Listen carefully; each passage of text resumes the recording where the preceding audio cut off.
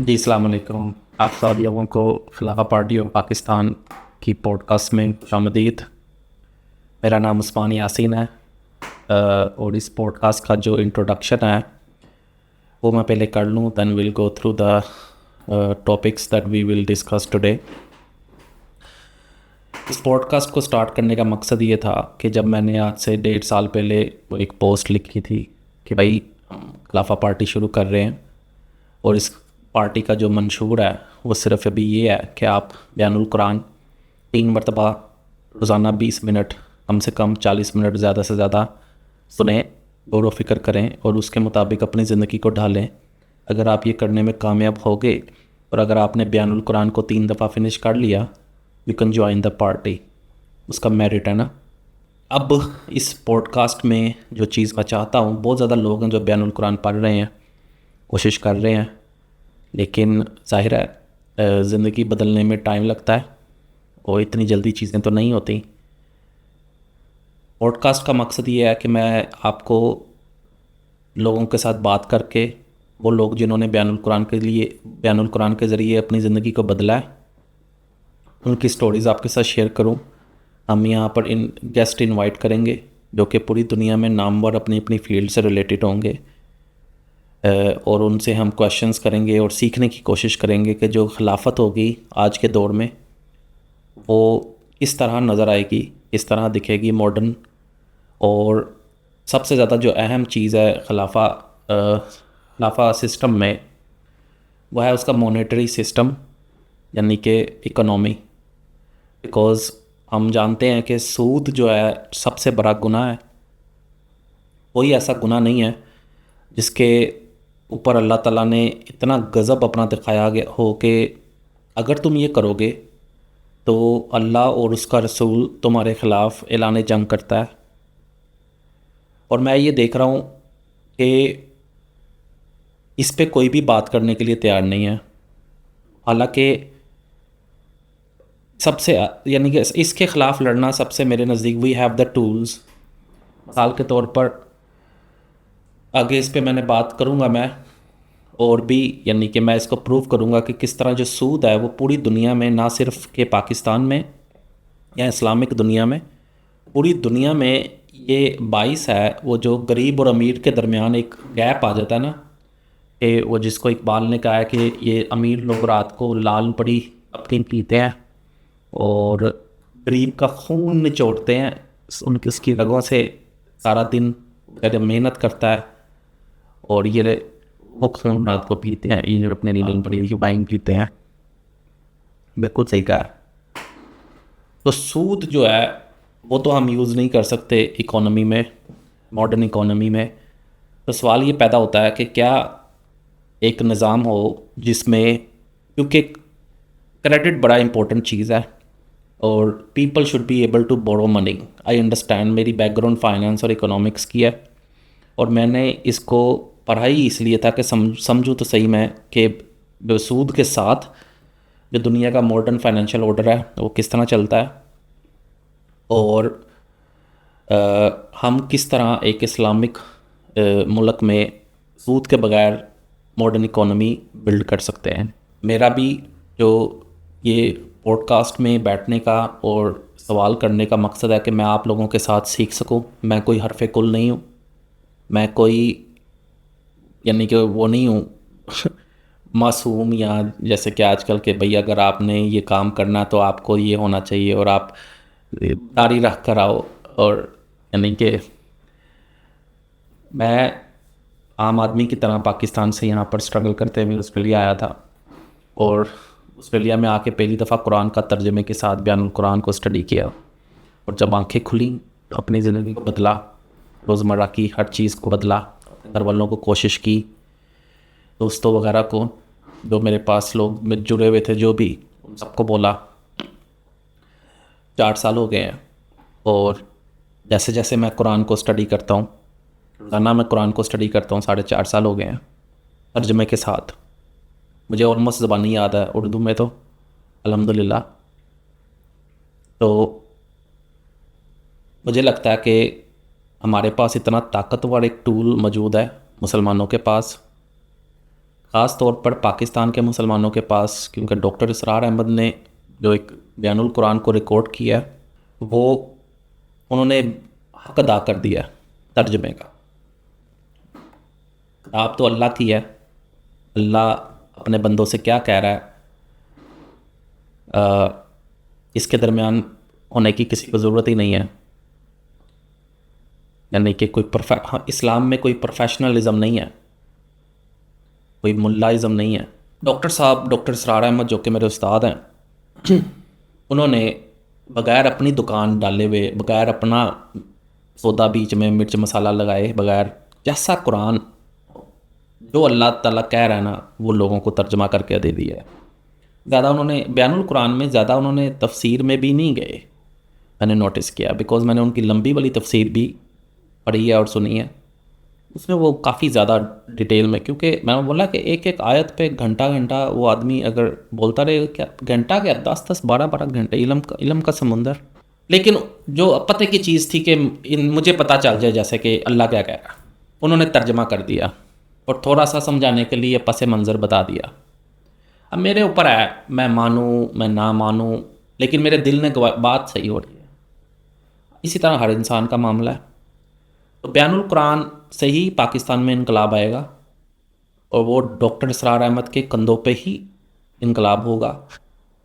और डॉक्टर इसरार अहमद खुद अपने आप को कहते हैं कि ये एक सिलसिला है जो चलता आ रहा है, हम सब इसमें अपना अपना हिस्सा डाल रहे हैं। तो हाँ, बात हो रही थी कि किस तरह हम साबित करेंगे, खुद भी सीखेंगे।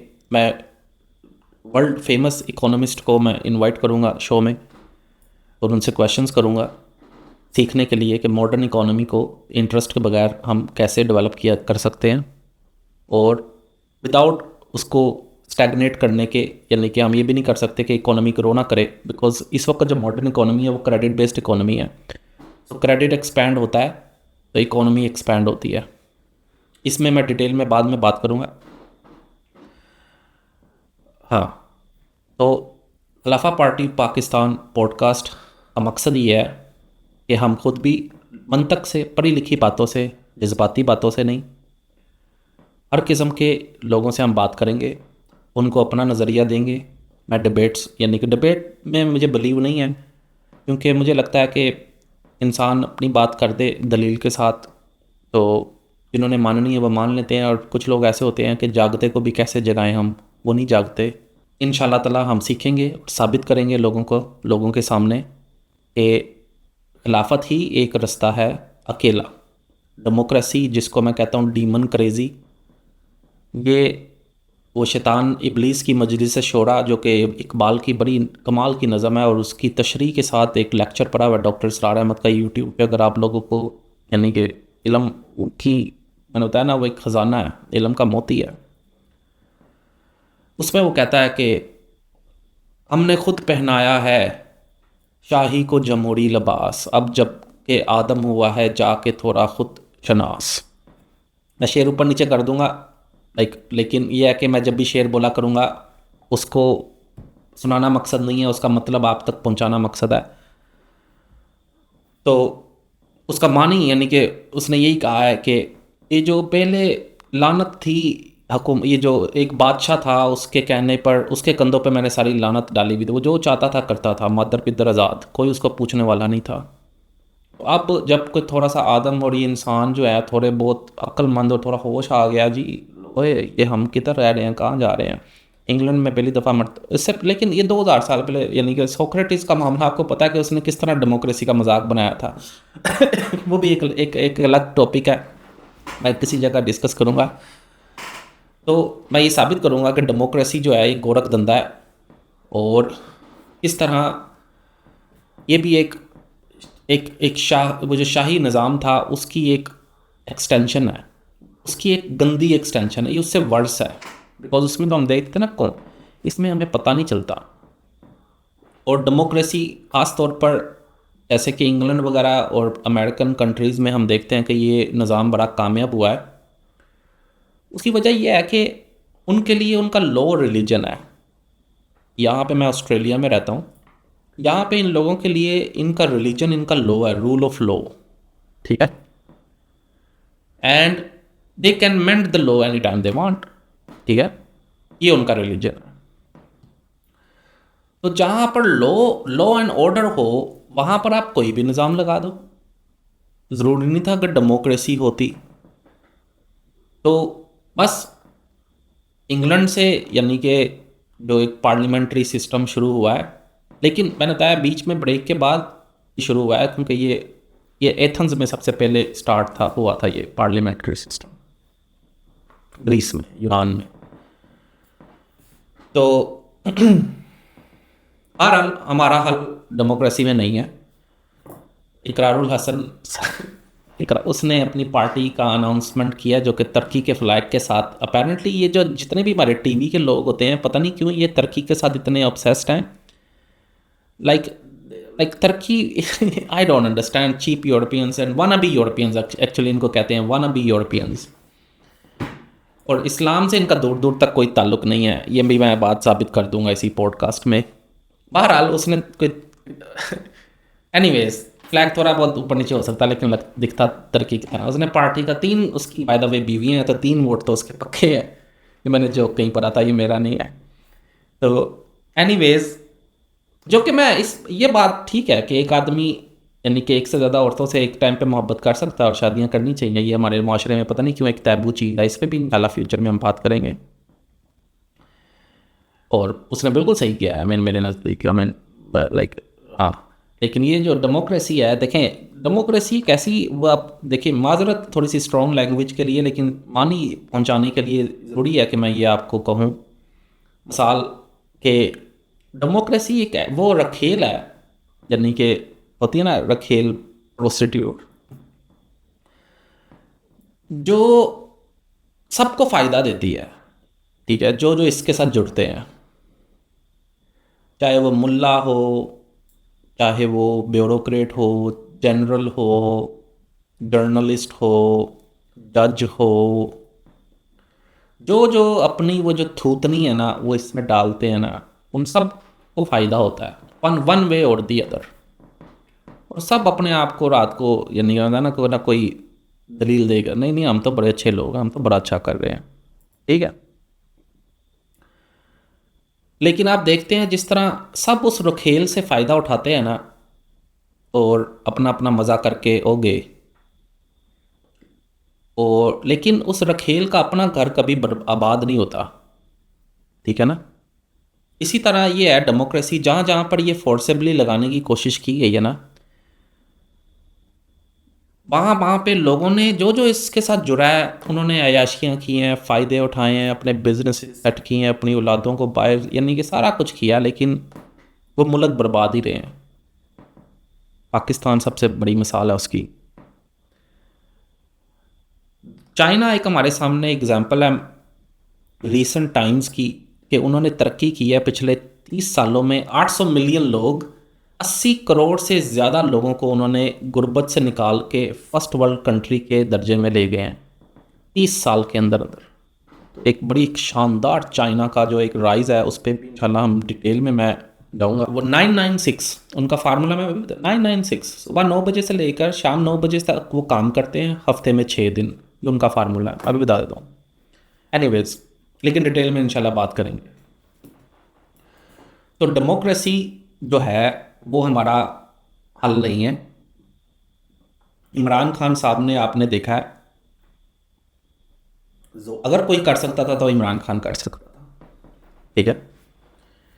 लेकिन वो शैतान का मसला यही है ना, कि वो शैतान जो है ना, आपको 1000 सच बताएगा, 1000 अच्छी अच्छी बातें करेगा, एक आपसे झूठ मनवाने के लिए, क्योंकि उसको पता है कि ये एक झूठ से स्लिप होगा। तो बड़े बड़े आदमी उसने स्लिप कर लिए हैं इस तरह, बड़े बड़े पना, बड़ा तजर्बेकार। मैं अल्लाह की पनाह मांगनी चाहिए इससे। इमरान खान साहब के साथ भी वही हुआ है, वो डेमोक्रेसी करते हुए, क्योंकि हाँ, तो वो जब, हालांकि एनीवेज, इमरान खान साहब, अल्लाह ताला करे कि उनका कोई सूरत हाल बन जाए, बनती नज़र तो नहीं आ रही।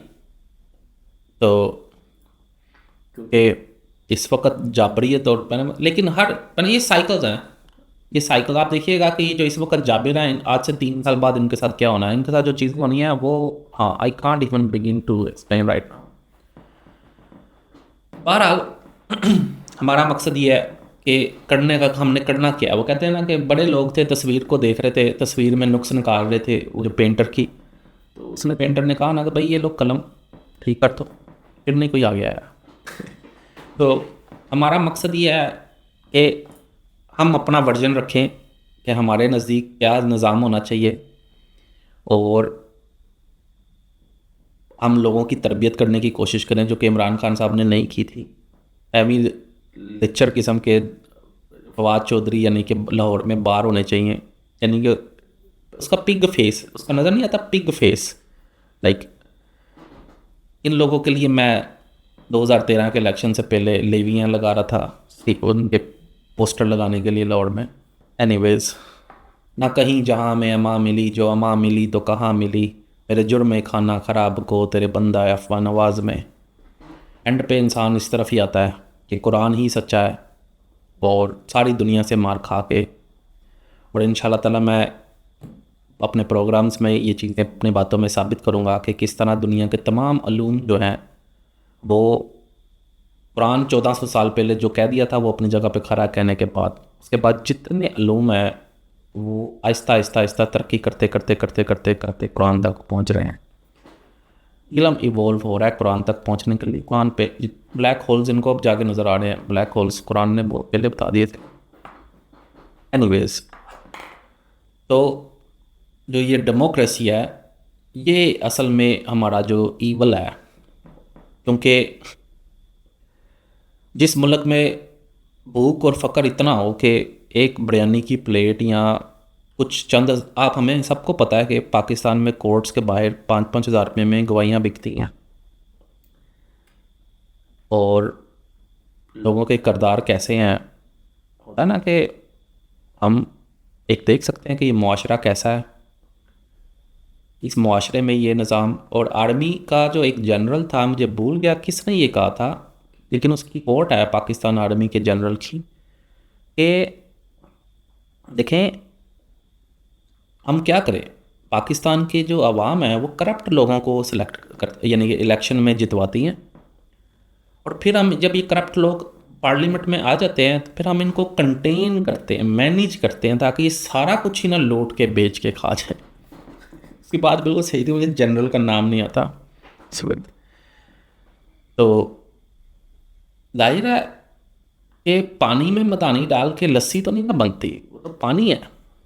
तो एक मुआशरे का एक आप देख सकते हो कि आम आदमी या किसी भी आम गवर्नमेंट दफ्तर में चले जाएं, पुलिस स्टेशन में, यानी कि आप देख लें जेलों में बेगुनाह लोगों की तादाद कितनी मौजूद है वहाँ पे, हॉस्पिटल्स में देख लें कि ये 2 नंबर डॉक्टर जो भी प्राइवेट यूनिवर्सिटियों से मैंने बताया ना कि पैसे देकर उन्होंने पता नहीं कितनी जानें लेनी है, तो अल्लाह ही हाफिज़ है। तो ऐसे मुल्क में ये लोग कहते हैं जी हम डेमोक्रेसी लगा देंगे, और डेमोक्रेसी का फिर नतीजा यही होना जो हुआ है। यानी कि ये कोई अनहोनी बात तो नहीं है जो पाकिस्तान के हालात हैं इस वक्त, और आर्मी यानी कि इतनी power all mighty and powerful है, ये भी कोई अनहोनी बात नहीं है। किसी ना किसी ने तो कहना ना कि भाई यानी कि ये लोग तो कुछ नहीं छोड़ेंगे, ये लोग तो तोड़ देंगे। अगर मिसाल के तौर पर एक ज़माना था अल्ताफ़ हुसैन साहब कहते थे कराची को अलग कर देंगे हम, और ये सराइकी वाले, और ये फिर सिंध वाले, और फिर ये केपी वाले, और फिर ये डेमोक्रेसी से इस मुल्क ने बचना था। तो पाकिस्तान में तो डेमोक्रेसी है भी नहीं, ठीक है ना। वैसे अगर सोचा जाए तो पाकिस्तान में तो डेमोक्रेसी है भी नहीं। सब जानते हैं आर्मी रूल है, और आर्मी रूल क्या है, वो हाफिज़ साहब हैं हमारे एक फील्ड मार्शल साहब, माशाल्लाह मैं बहुत इम्प्रेस्ड हूँ उनका उनसे। Although he is on the other side of the aisle and I have so many reservations, और बहुत ज़्यादा चीज़ें जो उन्होंने की हैं, ख़ासतौर पर ये जो डायरेक्ट नहीं भी गया तो जुल्म जो होने दिया अपने रूल के अंडर पीटीआई के साथ, तो इस पे ज़रा। लेकिन हाँ, वो एक ना इंग्लिश मूवी की कोट मैंने सुनी थी, और I think it's so true, like we can't run away from who we are, our destiny choosing us. कि हमारी मंजिल हमें तय करती है। इंसान नहीं अपनी मंजिल। तो मेरा ख्याल है आसिफ मुनीर साहब, फील्ड मार्शल साहब की ना, हाफिज साहब की, ये एक मंजिल है।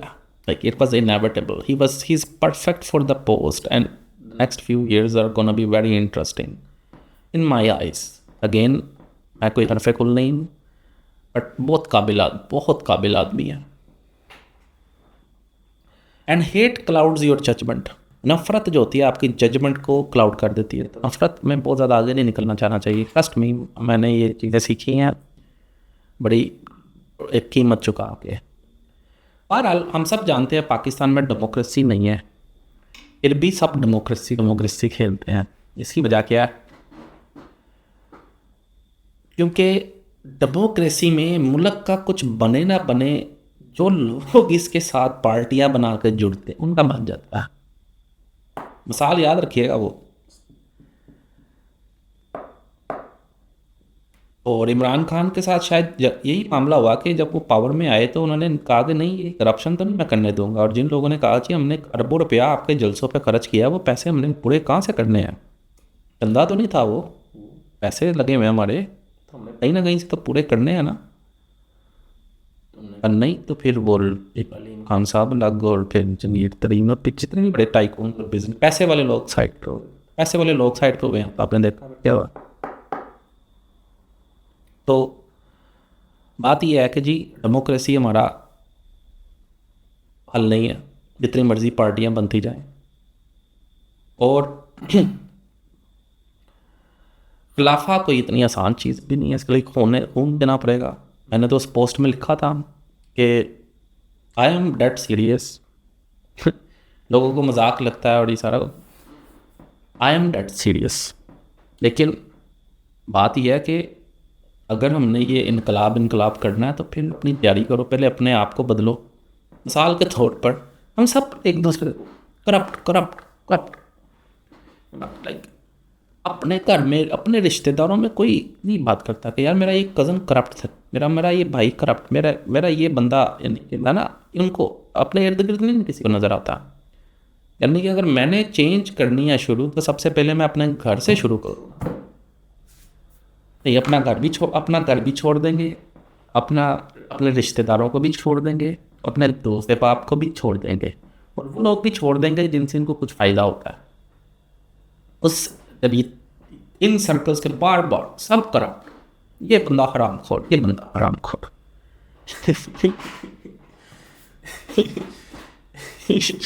गोरख धंधा है अल्लाह की कसम। हालांकि ज़िंदगी गुजारना इतना मुश्किल काम तो नहीं था। ज़िंदगी क्या है, अच्छी ज़िंदगी गुजारने के लिए बहुत ज़्यादा चीज़ें तो नहीं चाहिए, बहुत ज़्यादा तो नहीं चाहिए होती। चलेंगे खूबसूरत ज़िंदगी गुजारने के लिए, और जिसमें आखिरत भी आपकी ख़राब ना हो। बस वो शैतान की उसमें कहा था उसने, इब्लीस की मजलिस से शुरा, नज़म इकबाल की, कि दीवाना बना सकती है इनको मेरी एक हू। और वाकई उसकी एक हू ने दीवाना बनाया हुआ है।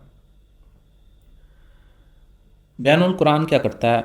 बयानुल कुरान इतने गुलाफ होते हैं ना, कि आपके जहन से और दिल के ऊपर गुलाफ उतार के आपको बिल्कुल, यानी कि आपकी जो अंडरस्टैंड करने की एबिलिटी होती है चीज़ों को देखने की, वो शार्प कर देता है एज दे आर। और रोज़ चूँकि इसकी 20 मिनट इसलिए कि ये क्या है, जिक्र, याद दहानी। रोज़ाना जब आप दुनिया की हलचल में, लड़ाई झगड़े, जो भी आपके मामला हैं कारोबारी और फैमिली वगैरह, उसमें ये होता है कि इनकी गुलाफ आते हैं। कोई आपके कानों में कुछ बोलता है, कोई कुछ बोलता है, कोई कुछ बोलता है, मोबाइल निकालो टीवी पे कुछ बोलते हैं। अल्लाह की किताब क्या करती है? सब धो देती है, and reminds you who you are, who you truly are, and what you are supposed to be, and what is your job here. You know, तुम कहाँ से आए हो, तुमने किधर जाना है, act accordingly. This is what Bayanul Quran does. ये करता है बयानुल कुरान। हाँ, तो अच्छा, कुछ टॉपिक्स हैं मैंने बनाए हुए हैं, तो उस पर मैं 1 बाय 1 जाऊँगा। तो इन्फॉर्मेशन है जो कि बड़ी ज़रूरी है, मैं चाहता हूँ आप तक पहुँचे। लोगों को एजुकेट करना बहुत ज़रूरी है, और पॉडकास्ट का मकसद खुद को भी एजुकेट करना है, और मैं देख रहा था कि ये रिकॉर्डिंग हो रही है ना, यानी कि लोगों को भी एजुकेट करना है। तो इंशाल्लाह ताला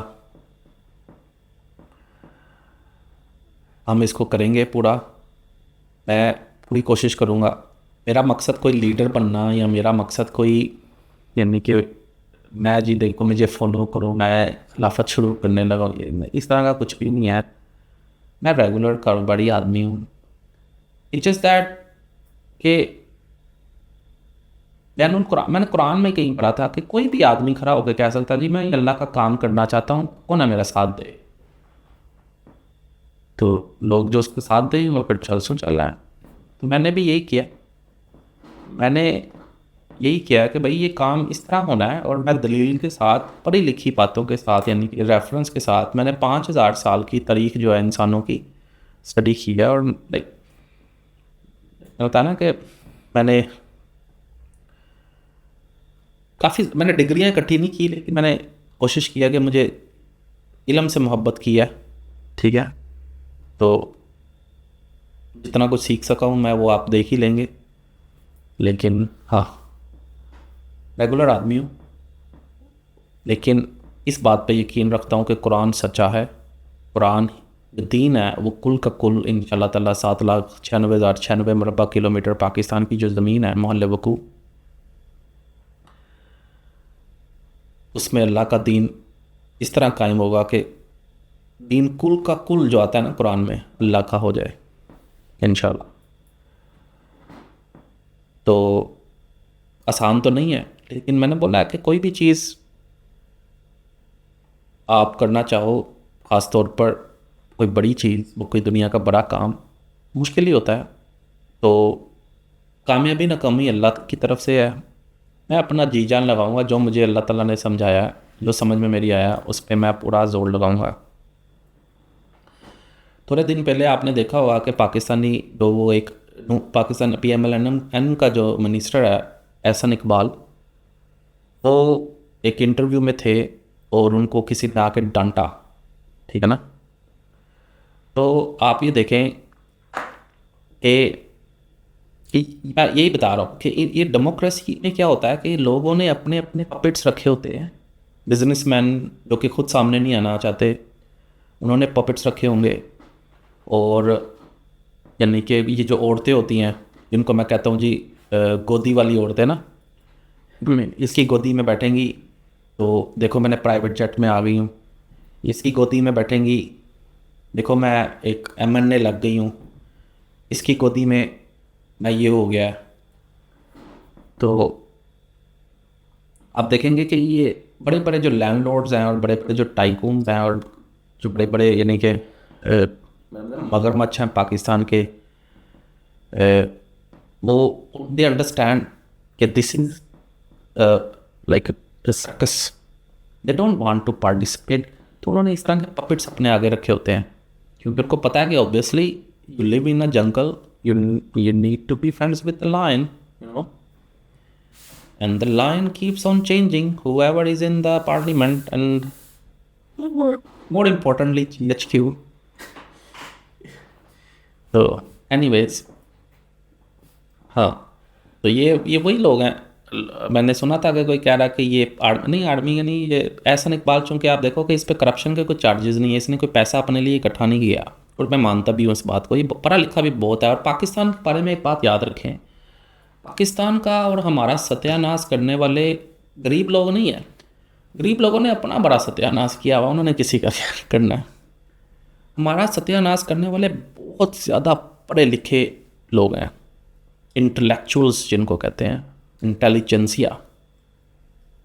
और वो ये समझ के नहीं कर रहे हमारा, वो हमें समझते ही ये लोग गंदे हैं, इनको स्लेव रहना चाहिए था ब्रिटिश के, और अब अमेरिकन जाहिर है इस काबिल नहीं है कि ये आज़ाद हो। मैं सच बता रहा हूँ आपको, ये अपने हम डिफरेंट हैं। हम देखो जी, हम फला नवाब, फला हम और ये गंदे लोग, ये बाकी ये लगता है ना कि ये अपने आप को आप लोगों जैसा भी नहीं समझते, एंड दैट्स द ट्रूथ। बहरहाल, लेकिन ये मुट्ठी भर है सिर्फ, इनके साथ डील किया जा सकता है और वक्त आ गया कि हम डील करेंगे इंशाल्लाह। दूसरा टॉपिक ये है जी, ये जनरल आसिम मुनीर का। देखिए, मैं आपको बिगर पिक्चर जो मैक्रो टॉपिक्स हैं ना, मैं वो बताता हूँ जो कि आपको मे भी कहीं और सुनने को ना मिले इस तरह। आसिम मुनीर का आपने देखा है, फील्ड मार्शल साहब का, कि अभी मेरा यूट्यूब चैनल शुरू भी नहीं हुआ, हमारा बंद ना कराते हो इसलिए मैं बाद में लगा देता हूँ फील्ड मार्शल साहब। एनीवेज, तो बात यह है कि उनका नोटिफिकेशन नवाज शरीफ साहब ने जान के डिले करवाया थोड़े अर्से पहले ना, और जो कि ह्यूमिलिएशन भी थी ना, एक किस्म की एम्बैरेसमेंट थी कि भाई दिन गुजर गया और नोटिफिकेशन हुआ नहीं, तो उनकी जो एक्सटेंशन यानी कि वो लगी है 5 साल की बाय द वे, उसका नोटिफिकेशन। तो फिर आपने देखा कि शहबाज शरीफ प्राइम मिनिस्टर गए लंदन, और लंदन से मैंने बताया कि सारा कुछ क्यों होता है। मैंने एक पहले वीडियो में बता दिया था कि लंदन में, सिटी ऑफ लंदन में दुनिया के जो बैंकर्स हैं वो बैठते हैं, and they run the world, not Washington. इस पर भी अभी लिखिएगा कि हाउ, यूट्यूब पे लिखिएगा बॉन्ड विजिलेंटीज पावर, और how powerful are bond vigilantes. इस टॉपिक पे मैं कभी बात करूँगा इंशाल्लाह। एनीवेज, तो हाँ, वो शर्त ये थी कि वो जनरल फैज़ हमीद को सज़ा 14 साल की भी सुनाई नहीं थी अभी जो कोर्ट ने ना।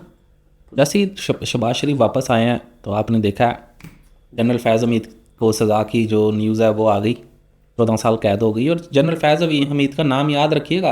अभी मैंने बताया कि ये जो गेम है ना, ये जो डेमोक्रेसी वाले खेलते हैं, मैं खेलता या मैं इसमें पार्टिसिपेट, बिल्कुल मुझे ना मुझे इंटरेस्ट है ना, लाइक मुझे कोई कहेगा ना जी आप like no no thank you, but I know how it is played. तो हाँ, वो आए हैं, उनका नोटिफिकेशन इशू हो गया, और जनरल फैज़ हमीद का मैंने बोला कि आगे आने वाले वक्त में ये नाम इम्पोर्टेंट होगा। गेम पलटते हुए पता भी नहीं चलता, लेकिन जब इंसान होता है ना ताकत में और इख्तियार में, तो उसको लगता है कि ये ऐसा ही रहेगा, कुछ हो भी नहीं सकता, क्योंकि वो अपनी अक्ल को वो समझ रहा होता है ना। तो एनीवेज, अब देखिए अभी आने वाले हालांकि 4 से 5 साल काफ़ी इंटरेस्टिंग होने वाले, और मेरा या तो मार्शल लॉ है या सिविल वॉर, दोनों में से एक है, या मार्शल लॉ या सिविल वॉर। सिविल वॉर चूँकि मुश्किल है, आर्मी लाइक बहुत ज़्यादा इस वक्त स्ट्रॉन्ग है, और मेरा नहीं ख्याल कि वो लोगों पे फायरिंग करेंगे, और मेरा नहीं ख्याल कि लोग इस हद तक रिवोल्ट करेंगे कि हाँ, अल्लाह ना करे ऐसा हो। लेकिन आप देखें कि हमने अल्लाह और उसके रसूल के ख़िलाफ़ अल्लाह और उसके रसूल ने हमारे ख़िलाफ़ ऐलान जंग किया हुआ है। तो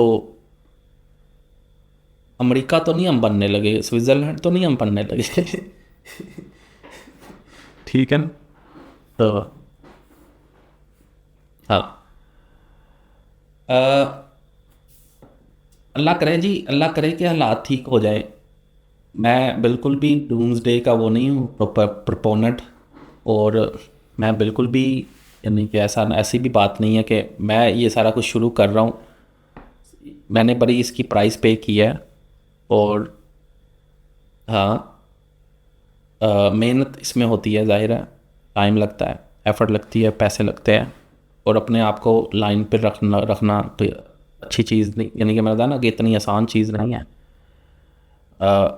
ख़ास तौर पर मुझे इससे कोई दुनियावी गरज नहीं है, इस पॉडकास्ट वगैरह कोई भी, कोई पैसों कोई नहीं, अल्लाह ताला ने मुझे वैसे ही बड़ा कुछ दिया है। तो हाँ, ये सिर्फ़ एक ये है कि ज़िम्मेदारी है, तो वो समझ के मैं इंशाल्लाह ताला करूँगा। ये जो वरना तो फिर यही है हमारे पास जो फ्यूचर है वो, कि हम इस तरह के फवाद चौधरी तरह के लोग पैदा होंगे और वो फिर कहेंगे, और इससे भी ज़्यादा खबीस पैदा होंगे, क्योंकि मैं इट्स स्लिपरी रोड, कहाँ जाके बंद होती है किसको पता है, ठीक ना।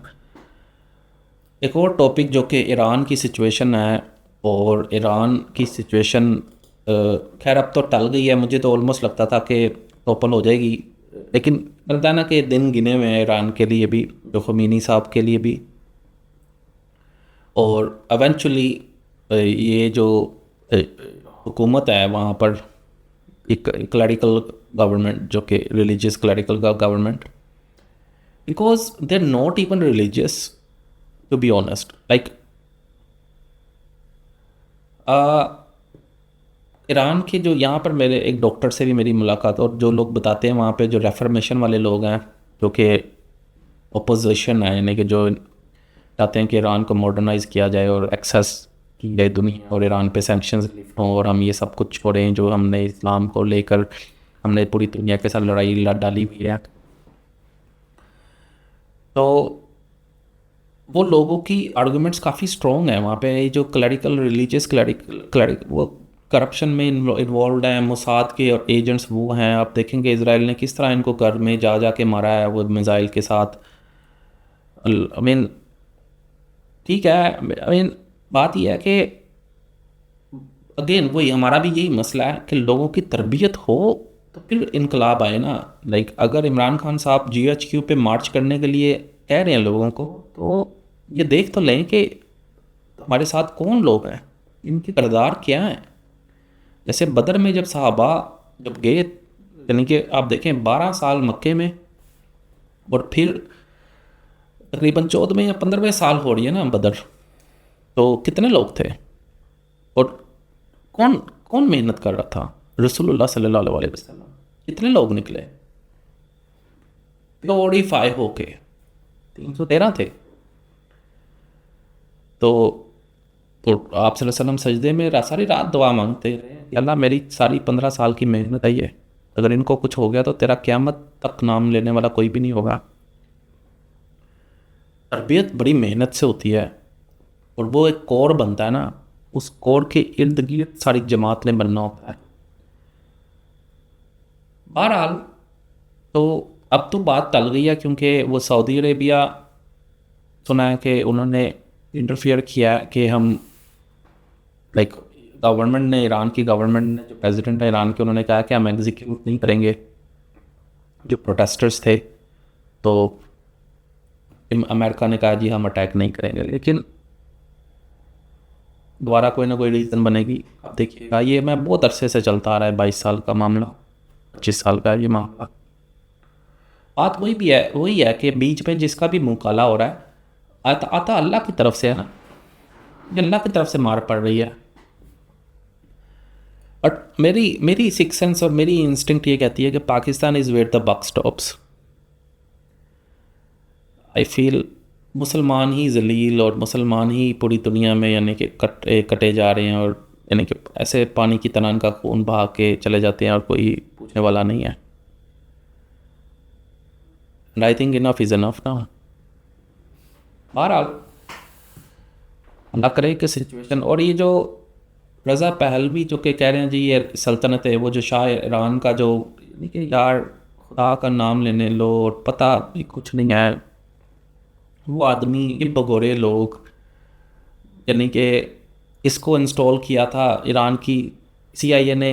जो शाह ऑफ ईरान था 1960s में, एक जेन्युइन लेजिटिमेट गवर्नमेंट जो कि डेमोक्रेटिक गवर्नमेंट थी, ओवरथ्रो करके शाह ऑफ ईरान को ब्रिटिश इंटेलिजेंस ने इंस्टॉल किया वहाँ ऑयल खरीदने के लिए, ऑयल हड़प करने के लिए, और थोड़े अरसे के लिए वहाँ पर था, फिर इसको एग्जाइल कर दिया जब खुमीनी साहब, रूहुल्लाह ख़मीनी जो फर्स्ट वाले थे मेरा ख्याल, वो आए हैं पावर में।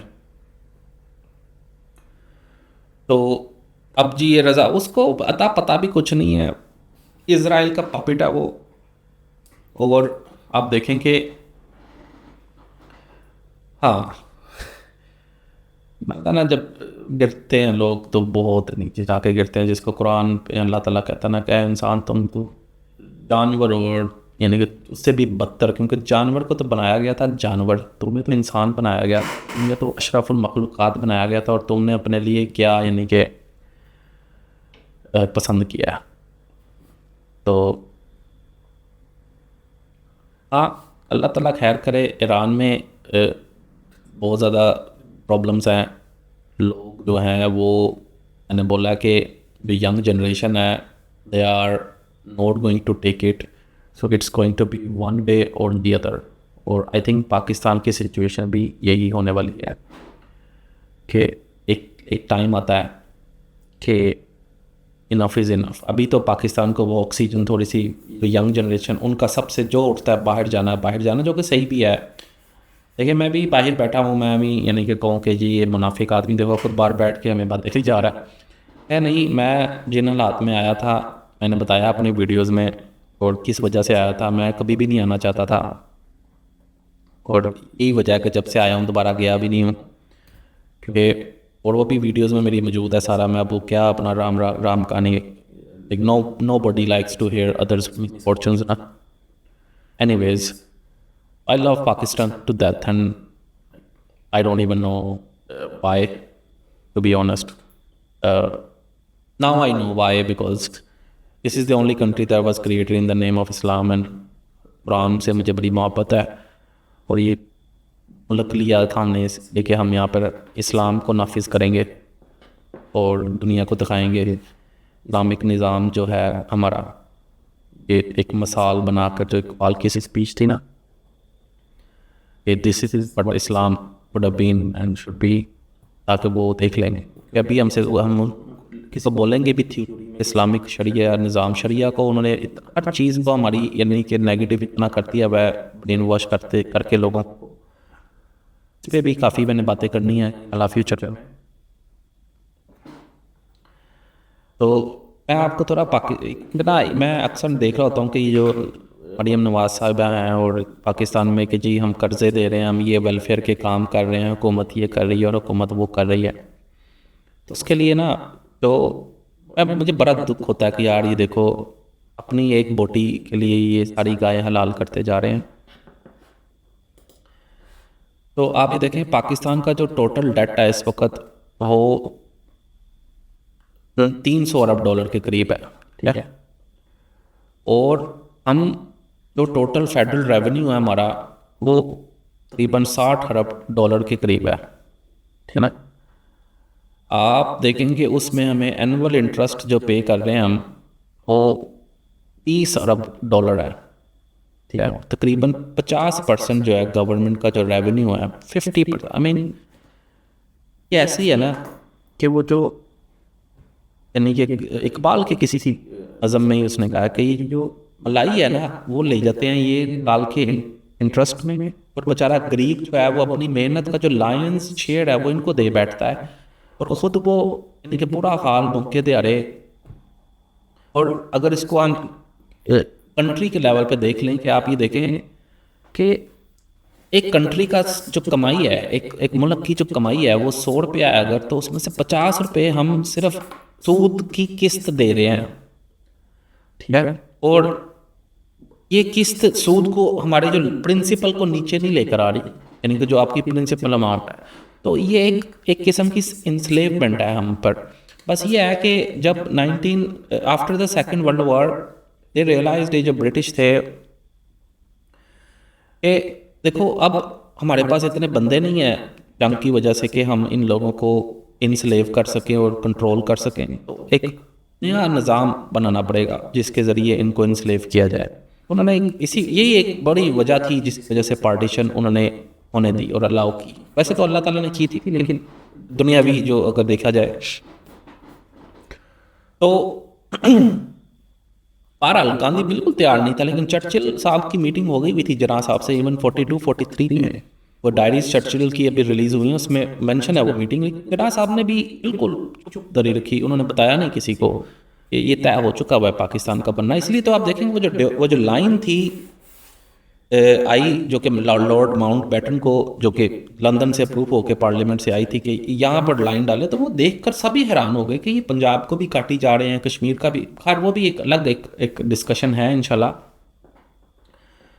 तो ऐसा लगा कि जैसे हड़ीली किया, but it was decided, they didn't care कि कहाँ से, लाइक उसमें they didn't put any thought into it, they just wanted कि स्प्लिट कर सकें ताकि हम इनको रोल कर सकें, ठीक है ना। तो ये जो 50 अरब डॉलर, सॉरी 30 अरब डॉलर, 50% हम अपनी गवर्नमेंट का जो कमाई है, लोगों का जो खून पसीना हम, यानी कि उससे हम टैक्स इकट्ठा करते हैं, उसमें से आधे से ज़्यादा, तकरीबन आधे से ज़्यादा हम आईएमएफ को दे देते हैं। तो वो बैठे बैठे, अच्छा ये प्रिंसिपल अमाउंट को नीचे नहीं लेकर आ रहा, बड़ा ज़रूरी है। जैसे अगर हमारे ऊपर कर्जा होता ना 100 रुपया, तो अगर चलो 30 रुपये इनको दे दिए तो बाकी कम से कम इंटरेस्ट के साथ 90 रह गए, और आहिस्ता आहिस्ता हम एक दिन उम्मीद कर सकते हैं कि ज़ीरो पे आ जाएगा। नो, ये सिर्फ पाकिस्तान के 25 करोड़ आवाम हर साल अपनी मेहनत और अपनी कमाई का, जो मुल्क में जो हम रेवेन्यू कमाई इकट्ठी करते हैं, उसका आधा आईएमएफ और ये लोग ले जाते हैं। और ये किस वजह से है? सिर्फ एक वजह है कि हमने सूद अलाउ किया हुआ है, और ये अल्लाह ताला की लानत है। देखिए, मैं आपको सारा कुछ बता सकता हूँ, सिखा सकता हूँ कौन कर रहा है, कैसे कर रहा है, स्ट्रिंग्स कहाँ से तुल हो रहे हैं, लेकिन हो तो अल्लाह देख रहा है ना। तो कुरान कहता है कि अगर तुम में ईमान है तो तुम ही गाली बढ़ोगे। तो हमें, और ये बात लागू होती है बहैसियत कौम या इंडिविजुअल, ज़ाती तौर पर। तो मैं देखता हूँ कि खैर, ये अगर दिल में ईमान हो तो दुनियावी लिहाज से भी आप चाहे जिस मर्जी फील्ड में हो, डॉक्टर में हो, जिस मर्जी क्लर्क हो या परचून की दुकान, आप गालिब रहोगे। आप दुनिया में हर लिहाज से आपको तमकना इंशाल्लाह ताला अल्लाह ताला देगा, नजर आएगा कि ये बंदा, यानी कि ये he is not a victim of his circumstances, he has things under control. और यही चीज़ मैं बयान कुरान के ज़रिए लोगों को बताना चाहता हूँ कि आपके दिल को धोकर पाक करता है, और फिर आपके दिल में ये ईमान डालता है, और फिर आप और कुछ होते हो, फिर आप इस दुनिया की समझ में नहीं आते। बहरहाल आप देखेंगे बाकी का जो 50% पीछे बचता है हमारे पास, उसमें हमने हेल्थ पे, एजुकेशन, इंफ्रा, कुछ क्या करेंगे उसमें? बेयरली सर्वाइव करना है ना, और नेक्स्ट ईयर फिर। और बात देखिए, बात ये नहीं है कि अच्छा 30 अरब डॉलर हम उनको हर साल दे रहे हैं, 30 अरब डॉलर हर साल हम अपना दे रहे हैं उनको, आधी से ज़्यादा कमाई का, और वो हमसे खुश तो नहीं है। आप देखें कि आईएमएफ के करने में तय करने पड़ते हैं, अल्लाह का गज़ब देखें, वो नहीं है मखज़ूबन अलैहिम, कि वो लोग जिन पर अल्लाह का बहुत ज़्यादा गज़ब हुआ, हम तो वो ना, इससे ज़्यादा गज़ब क्या हो अल्लाह का किसी कौम के ऊपर।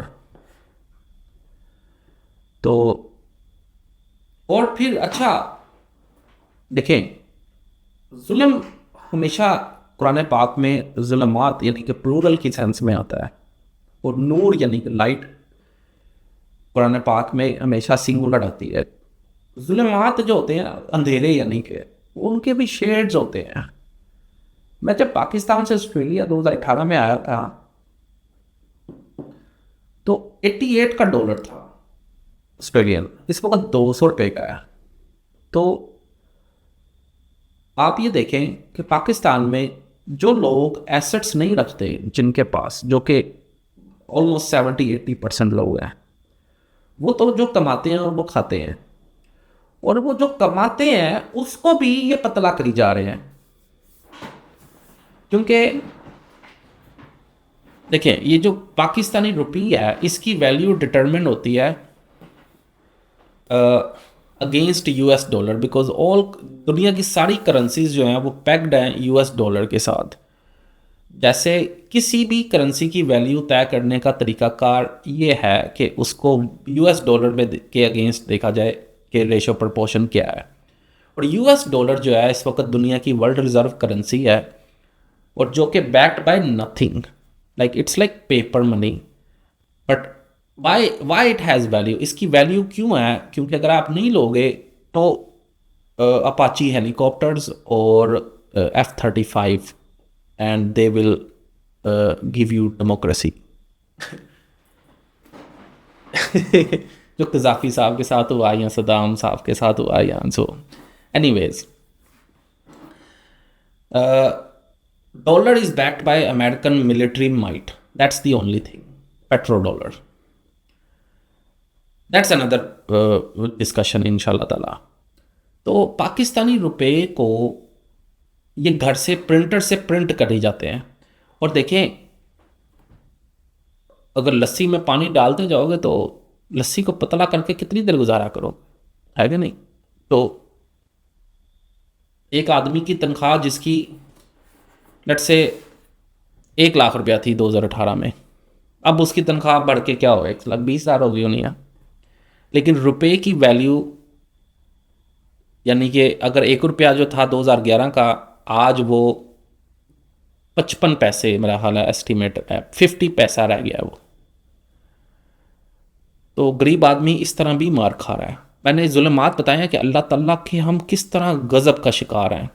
आंखें खोलने की ज़रूरत है और ये डीमन क्रेज़ी करने की बंद करें और होश करें, अपनी तरबियत अपने आप को करें, फिर अपने इर्द गिर्द कोई बंदा देखें कि है कोई जिसको बयानुल कुरान पे लगाएं और वो अपने आप की तरबियत करे और अपने आप को, क्योंकि हमें काबिल लोग चाहिए। ये जो मुल्ला और ये जो, देखिए मैं मदरसों के बिल्कुल ख़िलाफ़ नहीं हूँ। आदिम हुसैन रिजवी रहमतुल्लाह अलैह मेरे उस्ताद दूसरे नंबर के हिसाब से जाएंगे, लेकिन भाई मैंने भी कुरान सीखा है, मैं भी रोज़ाना दीन की बातें सीखता हूँ, हदीस सीखता हूँ कोई ना कोई। इसका मतलब यह है कि मैं दुनिया छोड़ दूँ? यानी ये ना मुझे दुनिया का पता हो कि इकोनॉमी कैसे चलती है या साइंस में क्या तरक्की हो रही है या कोई भी, यानी भाई ये क्या बात हुई? अमीन अबू बकर रज़ी अल्लाह अन्हु ने दुकान अपनी कपड़े की तब बंद की जब वो खलीफा बने, वरना वो अपना यानी कि काम धंधा कर रहे थे। तो आप दीन के लिए दुनिया छोड़ देना तो कोई वो नहीं है। और वैसे भी दीन को क्या और हाफिज चाहिए हमें? नो डिसरिस्पेक्ट, बट लाइक आंखें खोलो यार, हमें क्या चाहिए? और फिर अल्लाह ताला भी वो कर देता है। वो खादिम इंसान कहते होते थे ना कि यार दी गल सुना मुल्ला ना लंबे पेंडे पा मुल्ला, वो यही है ना कान की बात। और डॉक्टर साहब ने बयानुल कुरान में बता दिया ये तुम्हारा यार है अल्लाह ताला और वो तुमसे ये कह रहा है। काफ़ी टाइम हो गया, यानी कि वीडियो 53 मिनट्स, तो बस एंड करेंगे, घंटे की वीडियो थी। बात यह है कि बयानुल कुरान आप शुरू करें 20 मिनट कम से कम रोज़, 40 मिनट ज़्यादा से ज़्यादा। कुछ जहाँ पर डजेंट मैटर आप कहाँ पर हैं, क्या है, सफ़र पे हैं, बस में बैठे हुए हैं, एक ब्रेक में, ऑफिस में लंच ब्रेक है, 20 मिनट क्या जाए। और कुछ नहीं, सब कोई बात नहीं, वज़ू किया हुआ नहीं किया, डजेंट मैटर, शुरू तो करो, फिर देखो ये आपको पाक करता है। हमारे मुल्लाओं ने क्या किया है कि उन्होंने कहा कि पहले तुम मासूम, यानी कि बिल्कुल पाक साफ, बिल्कुल दाढ़ी रख के और खुशबू लगा के और वितर लगा के और पहले वज़ू करके और फिर आना, फिर तुम्हें हम बताएंगे अल्हम्दुलिल्लाह। वो बंदा पूछे अल्हम्दुलिल्लाह से तो उसने पाक होना है, तो उसके दरमियान ही बंदिशें डालता जा रहा है।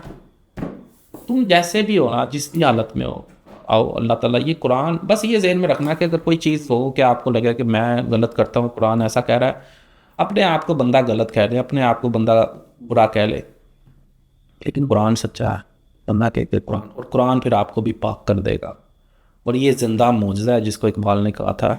ये फ़ारसी का उसका शेर है, ये किताब नीस्ट चीज़ दीगर अस्ट, यानी कि ये किताब नहीं है, ये कोई और ही चीज़ है। और मैं 100% इसकी ज़िंदा जागता हुआ, यानी कि वो एक मिसाल कि ये मैंने महसूस किया। I don't know how to put it in words, तो लेकिन ये बात मैंने महसूस किया कि ये कुरान कोई ज़िंदा मौजज़ा है। और अपनी अक्ल और अपनी दानिशमंदी से आप इस किताब से, ऐसा नहीं है जैसे मैं किताब पढ़ रहा हूँ ना, आजकल मैं पढ़ रहा हूँ वार एंड पीस ना, लियो टॉल्स्टॉय की, तो लाइक बंदा गौर फिक्र करके उसमें से देख ले राइटर ने क्या कहा है और उसका थीसिस लिख दे बाद में कि भाई ये था। नहीं, ये आपको खुद ही कुछ देगी, अगर देगी, ये बस आपको मेरिट पे पूरा उतरना है। वरना तो आप बड़े हाफिज उफिज मिल जाएंगे पढ़ते हुए लगे थे, उनको आता पता भी नहीं कुरान का क्या था और क्या चक्कर, बस उन्होंने अरबी याद की हुई है। तो और मैं कर दूंगा साबित इंशाल्लाह ताला किसी दिन, क्योंकि जो बयानुल कुरान के लोग हैं वो फिर शहीन होते हैं, वो नहीं किसी की समझ में आएंगे इंशाल्लाह, और वो दुनिया में भी गालिब रहेंगे जिस भी फील्ड में, चाहे वो इंजीनियरिंग में हो, साइंस में हो, दुनिया जिस भी हो, उसमें उनका उनका दबदबा होगा। मतलब शहीन फिर शहीन होता है जहाँ पर मर्जी चला जाए। तो बयानुल कुरान के साथ हम इंशाल्लाह ताला इस्लाम पाकिस्तान में नाफिज करेंगे। खिलाफा पार्टी ऑफ पाकिस्तान पॉडकास्ट शुरू करने का या खिलाफा पार्टी ऑफ पाकिस्तान शुरू करने का मकसद ही ये था कि कोई बात तो करे खिलाफत की, है कि नहीं, बजाय अपना सौदा नहीं बेचना, और फिर एक प्रैक्टिकल रोड मैप दे दे ये करना है हमने। हमें इस वक्त कोई पार्टी मंशूर नहीं चाहिए, पार्टी इस वक्त हमारी ज़रूरत है लोग और तरबियत याफ्ता लोग जो कि बयानुल कुरान, कोई और नहीं। आई नो के लोग कहेंगे कि ये कट्टर हो गया, ये डॉक्टर इसरार का ये वो, नहीं, मैं इसको अपनी बातों से और दलील से साबित कर दूंगा। अगर मुझे कोई और तर्जुमा नज़र आया इस मेरिट का जो डॉक्टर इसरार अहमद ने, और देखिए इल्म की भी तो इंतहा होती है ना, कुरान को समझने के लिए आपको सिर्फ कुरान का हाफिज़ होने की ज़रूरत नहीं है, साइंस का भी आपके पास दिमाग आला होना चाहिए, इकोनॉमिक्स का भी दिमाग आपके पास आला होना चाहिए, पॉलिटिकल साइंसेस और सोशल साइंसेस का भी आपके पास दिमाग और नॉलेज आला होना चाहिए, हिस्टोरिकल आपके पास नॉलेज तो मैंने बताया बेशुमार होना चाहिए, फिर फ़लसफ़े का नॉलेज होना चाहिए। हर बंदे का काम नहीं है, तो मुझे कोई नज़र आएगा इस लेवल का तो, लेकिन बयानुल कुरान ये रेवोल्यूशन है बयानुल कुरान की। और पाकिस्तान में आए ना आए इनकलाब, जो इसका हक अदा कर देगा, 3 दफ़ा इसको फिनिश कर लेगा, मैं ज़िम्मेदार हूँ। वो देखे उसकी ज़िंदगी में इनकलाब आया कि नहीं आया। इंशाल्लाह ताला अपना बहुत सारा ख्याल रखिएगा, फिर इंशाल्लाह मुलाकात होगी। अस्सलाम वालेकुम।